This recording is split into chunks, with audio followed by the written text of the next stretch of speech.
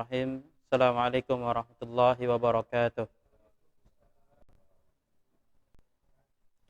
Innal hamdalillah nahmaduhu wa nasta'inuhu wa nastahdi wa nastaghfiruh wa na'udzu billahi min shururi anfusina wa sayyiati a'malina. Man yahdihillahu fala mudhillalah wa man yudlilhu fala hadiyalah. Ashhadu an la ilaha illallah wahdahu la syarikalah. وأشهد أن محمدا عبده ورسوله الذي لا نبي ولا رسول بعده. قال الله تبارك وتعالى يا أيها الذين آمنوا اتقوا الله حق تقاته ولا تموتن إلا وأنتم مسلمون. يا أيها الناس اتقوا ربكم الذي خلقكم من نفس واحدة وخلق منها زوجها وبث منهما رجالا كثيرا ونساء واتقوا الله الذي تساءلون به والأرحام إن الله كان عليكم رقيبا.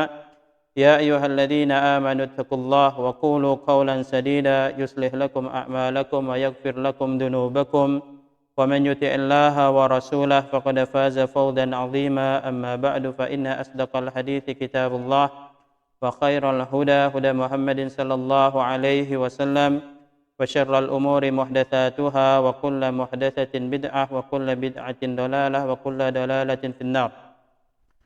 معاشر المسلمين والمسلمات والحاضرين والحاضرات rahimani wa rahimakumullahu ta'ala jami'an. Alhamdulillah, kita bersyukur kepada Allah Subhanahu wa ta'ala atas nikmat dan karunia-Nya kita dapat berhadir di majelis ini dalam rangka talabul ilmi. Semoga ini menjadi salah satu wasilah kita menuju Allah Subhanahu wa ta'ala, sebagaimana sabda Nabi alaihi salatu wassalam, man salaka tariqan yaltamisu fihi ilman sahhalallahu lahu bihi tariqan ilal jannah. Barang siapa yang menempuh suatu jalan dalam rangka menuntut ilmu, maka Allah akan mudahkan baginya menuju surga. Alhamdulillah, kita hadir di majelis ini dalam rangka talabul ilmi, dan ini merupakan suatu kebaikan bagi kita dari Allah Subhanahu wa ta'ala. Kata Nabi alaihi salatu wassalam, man yuridillahu bihi khairan yufaqihu fid din. Barang siapa yang Allah inginkan kebaikan untuk hambanya, maka Allah akan pahamkan hambanya pada perkara agamanya. Dan ini menunjukkan bahwa di antara kebaikan Allah Subhanahu wa ta'ala untuk kita, Allah Subhanahu wa ta'ala permudahkan kita untuk hadir di salah satu di antara majelis-majelis ilmu.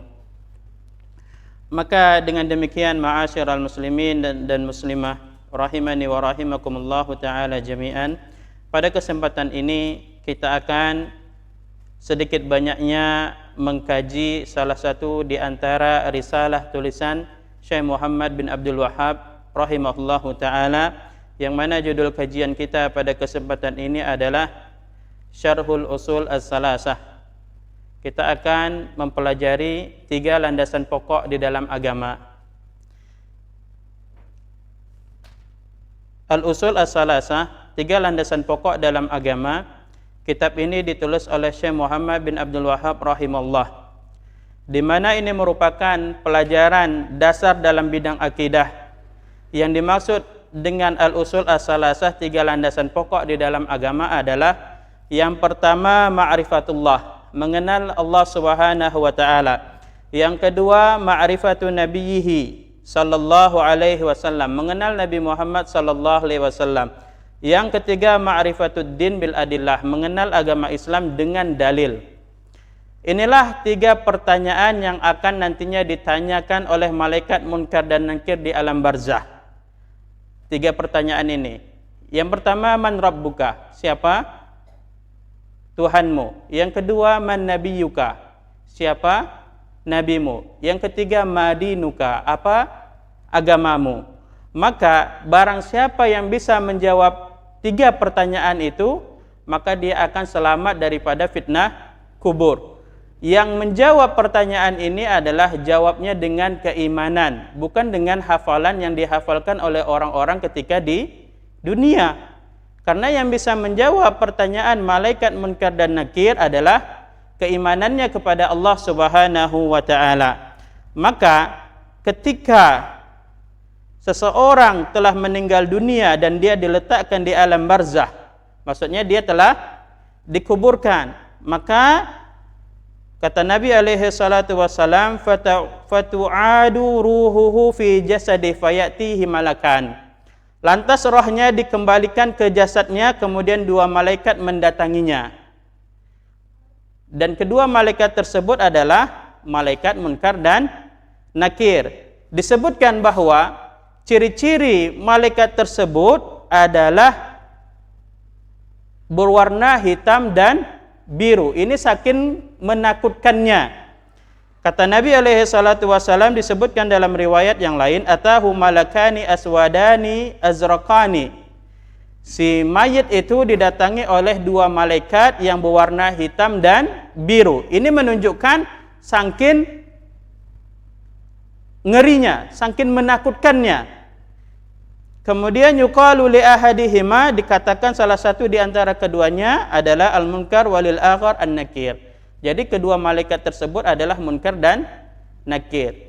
Nah, dalam bahasa Arab kata munkar itu adalah sesuatu yang diingkari. Dan nakir juga seperti itu. Berarti kedua-duanya sesuatu yang menakutkan. Yang mana kebanyakan orang ketika di alam kubur berusaha untuk tidak bertemu dengannya, tapi tidak ada jalan untuk tidak ada ketemu bersamanya. Makanya disebutkan dalam riwayat Abu Sa'id Al-Khudri radhiyallahu anhu bahwa Rasulullah sallallahu alaihi wasallam bersabda, "Idza wudi'atil jinazah," apabila jenazah itu telah diletakkan, "wahtamalaha rijalu ala a'naqihim," dan orang-orang telah membawa jenazah tersebut di atas pundak-pundak mereka. Berarti jenazah itu sudah diletakkan dan dibawa di atas pundak-pundak orang untuk dibawa ke kuburannya. Fa in kanat salihatan qalat qaddimuni. Kalaulah sekiranya jenazah itu adalah jenazah orang saleh, ketika di dunia dia melakukan memperbanyak amal-amalan ibadah, amal-amalan saleh, maka jenazah ini akan berkata, qaddimuni, segerakan, segerakan. Wa in kanat ghaira salihah, kalaulah kiranya jenazah tersebut bukanlah orang yang beramal saleh, qalat ya wailaha aina yadhhabuna biha. Maka si jenazah ini akan berkata, kemana orang-orang ini hendak membawaku? Yasma'u sautaha kulla syai'in illal insan. Maka semua makhluk bisa mendengar apa yang dikatakan oleh jenazah tersebut, kecuali manusia. Manusia tidak bisa mendengar apa yang dikatakan oleh orang yang telah meninggal dunia. Walau sami'ahu sa'iqa, kalaulah kiranya manusia bisa mendengar, maka manusia pun akan langsung pingsan. Maka inilah yang disebutkan oleh Nabi alaihi salatu wassalam. Maka bagi orang yang beriman, maka dia akan mudah mengucapkan maka dia akan mudah menjawab pertanyaan dua malaikat Munkar dan Nakir. Sebagaimana sabda Nabi Muhammad sallallahu alaihi wasallam, fayujlisanihi fayakulani lahu man rabbuk. Kemudian dua malaikat yang datang itu kepada si jenazah yang telah dikuburkan, kemudian dia dudukkan jenazah tersebut. Kemudian kedua malaikat bertanya kepadanya, man rabbuk, siapa Rabbmu? Fayaqulu rabbi Allah. Maka dia jawab, Rabbku adalah Allah. Ini tentunya jenazah orang yang saleh, dia mampu menjawab. Ketika malaikat mendudukkannya dan bertanya, man rabbuk, maka dia akan menjawab, Rabbi Allah. Rabbku adalah Allah, Tuhanku adalah Allah. Fayaqulani lahu, kemudian kedua malaikat ini pun bertanya kembali, madinuk, apa agamamu? Fayaqul dini al-Islam. Maka si jenazah ini menjawab, agamaku Islam. Fayaqulani lahu ma hadzal rajul alladhi bu'itha fikum. Kemudian malaikat pun bertanya, siapa laki-laki yang diutus kepadamu? Maksudnya adalah, siapa nabimu yang telah diutus kepadamu? Fayaqul huwa Rasulullah sallallahu alaihi wasallam. Maka dia pun menjawab, nabiku adalah Rasulullah sallallahu alaihi wasallam. Tentunya yang menjawab ini adalah keimanannya. amal solehnya ketika dia berada di dunia, bukan hafalannya ketika ada di dunia. Maka adapun orang kafir atau munafik tidak mampu menjawab pertanyaan kedua malaikat tersebut, sebagaimana Nabi Muhammad sallallahu alaihi wasallam bersabda, fayujlisanihi, maka jenazah orang munafik atau orang kafir itu didudukkan oleh kedua malaikat. Fayaqulani lahu, kemudian kedua malaikat itu bertanya kepadanya, man rabbuk, siapa Rabbmu, siapa Tuhanmu? Fayaqul ha la adri, maka jenazah itu menjawab ha dengan ketakutan, saya tidak tahu. Fayaqulani lahu madinuk, kemudian kedua malaikat itu bertanya kembali, apa agamamu? Fayaqul ha la adri, dengan ketakutannya, dengan kecemasannya dia menjawab, aku tidak tahu. Kemudian kedua malaikat itu pun bertanya, ma hadzal rajulul ladzi bu'itsa fikum, apa pendapatmu tentang seseorang laki-laki yang diutus kepadamu? Yang dimaksudkan adalah nabi yang diutus kepadamu. Maka dia pun menjawab, fayaqul la adri, aku pun tidak mengetahuinya.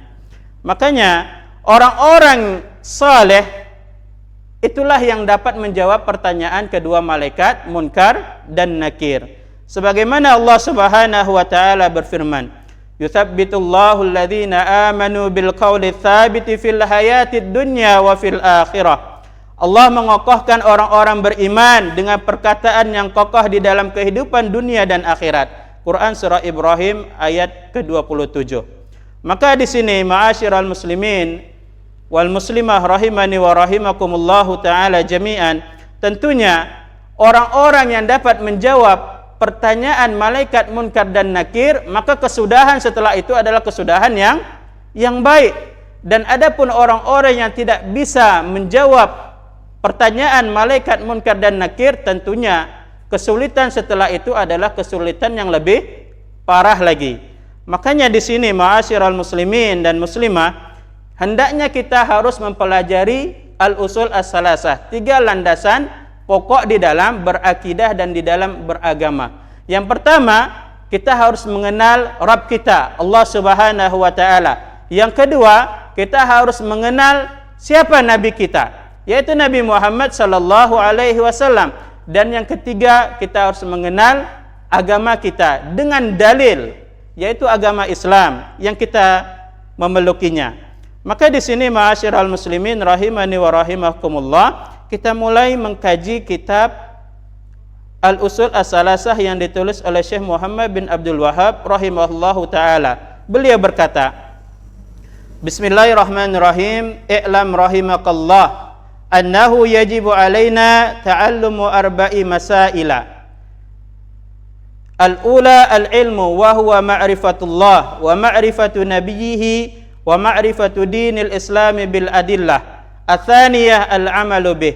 Al-thalitha ad-da'watu ilaih. Al-rabi'ah as-sabru ala al-adha fihi. Wad-dalilu qawluhu ta'ala, Bismillahirrahmanirrahim, wal 'asr innal insana lafi khusrin illa alladhina amanu wa 'amilus salihat wa tawasaw bil haqqi wa tawasaw bis sabr. Qala Asy-Syafi'i rahimahullahu ta'ala, law ma anzalallahu hujjatan ala khalqihi illa hadhihi surah lakafathum. Wa qala al-Bukhari rahimahullahu ta'ala, babun al-ilmu qabla al-qawli wal amal, wad dalilu qawluhu ta'ala, fa'lam annahu la ilaha illallah wastaghfir li dhanbik. Fabada'a bil ilmi qabla al-qawli wal amal. Dengan menyebut nama Allah yang Maha Pengasih lagi Maha Penyayang, ketahuilah semoga Allah merahmatimu, sesungguhnya wajib bagi kita untuk mempelajari 4 perkara. Pertama adalah ilmu, yaitu mengenal Allah, mengenal nabinya dan mengenal agama Islam dengan dalil-dalilnya. Yang kedua adalah beramal dengan ilmu tersebut. Yang ketiga adalah berdakwah kepada apa yang telah diilmuinya. Keempat adalah bersabar dengan gangguan yang menimpa tatkala berdakwah di jalan Allah Subhanahu wa taala. Adapun dalilnya adalah firman Allah Subhanahu wa taala, demi masa sungguh manusia berada dalam kerugian kecuali orang-orang yang beriman dan mengerjakan kebajikan serta saling menasihati untuk kebenaran dan saling menasihati untuk kesabaran. Imam Asy-Syafi'i rahimahullah berkata, seandainya Allah tidak menurunkan bagi manusia satu argumentasi pun selain ayat ini, maka sudah cukup bagi manusia. Imam Al-Bukhari rahimahullah berkata, bab tentang ilmu sebelum berkata dan beramal, dan dalilnya adalah firman Allah Subhanahu wa taala, ketahuilah bahwa tidak ada Tuhan yang patut untuk disembah kecuali Allah, dan mohonlah ampunan atas dosamu. Maka Allah Subhanahu wa taala memulai dengan ilmu sebelum perkataan dan perbuatan. Maka kita lihat bagaimana syarah daripada perkataan Syekh Muhammad bin Abdul Wahhab rahimahullahu taala. Syekh Muhammad bin Abdul Wahhab rahimahullahu taala memulai kitab beliau dengan mengucapkan Bismillahirrahmanirrahim, yaitu dengan memulai dengan basmalah. Maka ini disunnahkan bagi kita untuk mengucapkan basmalah pada saat membuat tulisan maupun di saat kita memulai pekerjaan. Berdasarkan sabda Nabi Muhammad sallallahu alaihi wasallam, kullu kalamin au kullu amrin dibalin la yuftahu bi dzikrillah fa huwa abtar. Setiap ucapan atau setiap perkara penting yang tidak dibuka dengan zikir, maka dia terputus. Terputus di sini maksudnya adalah terputus berkahnya. Maka ketika kita mulai membaca, maka hendaklah kita mulai dengan baca bismillah. Ketika hendak kita mulai menulis, maka hendaklah kita mulai tulisan tersebut dengan bismillah. Ketika hendak kita bekerja, maka hendaklah kita mulai dengan baca bismillah. Ketika kita hendak makan, maka hendaklah kita mulai dengan membaca bismillah. Apa keutamaannya? Allah Subhanahu wa taala memberikan keberkahan terhadap aktivitas kita. Makanya ketika seseorang keluar daripada rumahnya, dia mengucapkan bismillahi tawakkaltu 'alallah la haula wala quwata illa billah, maka Allah jaga dia daripada gangguan-gangguan syaitan ketika dia keluar daripada rumahnya. Allah berikan keberkahan pada aktivitasnya. Allah berikan petunjuk kepadanya.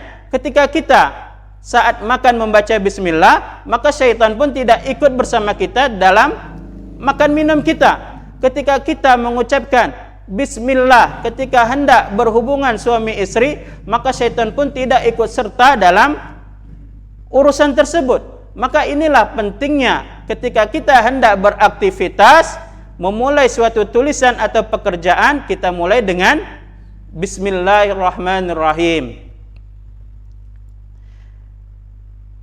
Dan begitu pula Syekh Muhammad bin Abdul Wahhab rahimahullahu taala, beliau mulai tulisan beliau dengan mengucapkan Bismillahirrahmanirrahim karena beliau mengikuti kitabullah. Karena setiap surah-surah diawali dengan ucapan Bismillahirrahmanirrahim, kecuali satu surah, yaitu surah At-Taubah. Kemudian Syekh Muhammad bin Abdul Wahhab juga memulai kitab beliau dengan Bismillahirrahmanirrahim karena beliau juga mengikuti tuntunan Nabi Muhammad sallallahu alaihi wasallam. Karena Nabi Muhammad SAW ketika beliau menulis surat-surat beliau mulai dengan tulisan Bismillahirrahmanirrahim. Dan begitu pula Nabi Sulaiman alaihissalam ketika menulis surat kepada Ratu Balqis dimulai dengan tulisan Bismillahirrahmanirrahim. Ini sebagaimana termaktub di surah An-Naml ayat 30. Innahu min Sulaiman wa innahu bismillahirrahmanirrahim. Maka inilah pentingnya ketika kita hendak memulai tulisan atau hendak memulai pekerjaan, kita mulai dengan ucapan Bismillahirrahmanirrahim.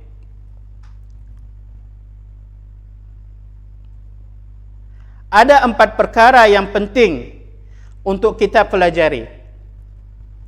Apa itu? Yang pertama, ilmu. Ilmu di sini mencakup 3 hal. Yang pertama, ma'rifatullah, mengenal Allah Subhanahu wa taala. Yang kedua, ma'rifatu nabiyhi sallallahu alaihi wasallam, yaitu mengenal Nabi Muhammad sallallahu alaihi wasallam. Yang ketiga, ma'rifatu dinil Islam, yaitu mengenal agama Islam. Maka hendaknya kita ketahui bahwa menuntut ilmu adalah suatu kewajiban bagi setiap muslim. Rasulullah sallallahu alaihi wasallam bersabda, "Talabul ilmi faridatun ala kulli muslim." Menuntut ilmu adalah kewajiban bagi setiap muslim, dan ilmu terbagi menjadi dua. Ada ilmu dunia dan juga ada ilmu syariat. Dan ilmu dunia ini juga terbagi menjadi dua. Ada yang dia ilmunya bersifat fardu ain, dan ada juga ilmunya yang bersifat fardu kifayah. Seperti ilmu kedokteran, seperti ilmu politik, ilmu peperangan. Ini sifatnya adalah ilmu yang kifayah, hanya sebagian orang yang mempelajarinya. Taib, insyaallah taala kita akan lanjutkan nanti setelah salat Isya. Subhanakallahumma wa bihamdika asyhadu an la ilaha illa anta astaghfiruka wa atubu ilaik. Wa akhirul kalam, wassalamu alaikum warahmatullahi wabarakatuh.